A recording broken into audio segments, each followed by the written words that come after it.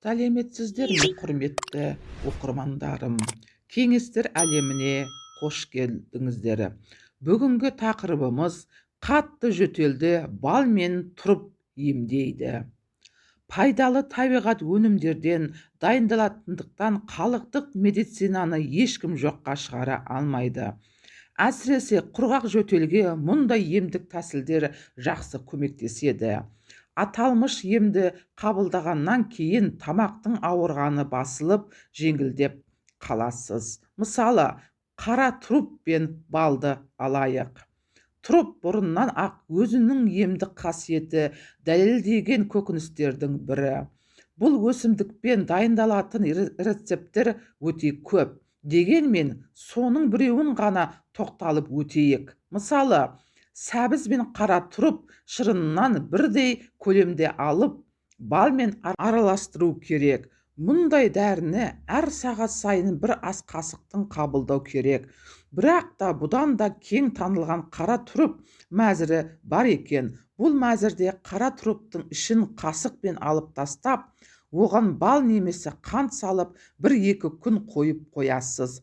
Осы уақыт аралығында тұрыптың барлық шырыны шығып, дәрі де дайын болады. Осылайша дайындалған тұрып пен бал шырынын күніне 3 рет 1 шай қасықтан қабылдайсыз. Мия тамыры да жөтелді жоятын қасиетке ие ең тамаша өсімдіктердің бірі. Ол үшін 1 ас қасық майдаланған мия тамырын алып, оны эмалды ыдысқа салып, 1 стакан суға құясыз.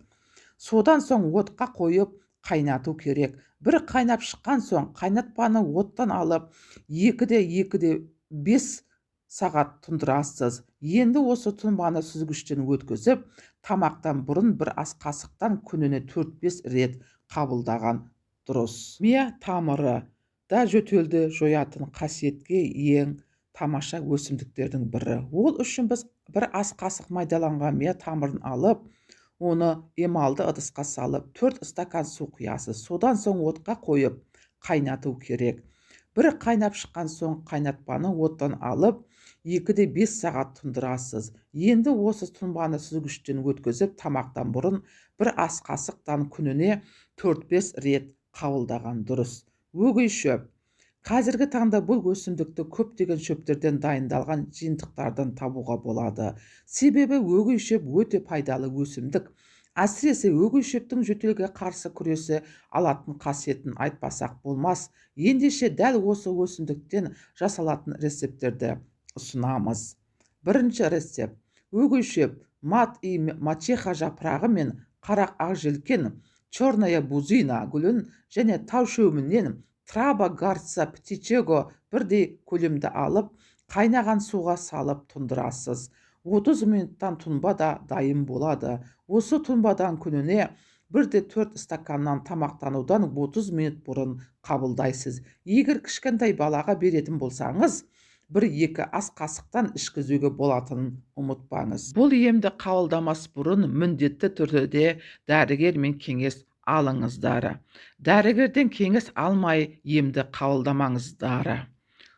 Құрметті оқырмандар, тіркелмеген болсаңыз тіркеліп, лайк басып қолдап кетіңіздер.